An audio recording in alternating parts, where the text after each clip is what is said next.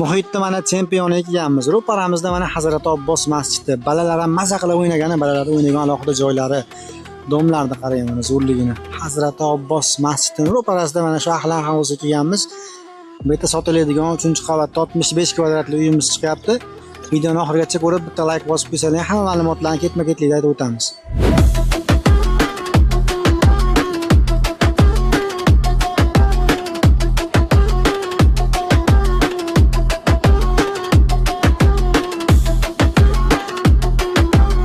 Xonadonimizga kirganimizda o'ng tomonimizda sanuzelimiz joylashyapti va uning yonida oshxonamiz joylashyapti. Ko'rishlaring mumkin. To'rtburchak holatda gaz turbalari olib kirilgan, santexnika kanalizatsiyalar olib kirilgan. Oshxonamiz yonida spalnigimiz joylashyapti. To'rtburchak holatda, hech qanaqangi kosti yo'q, yaxshi holatda.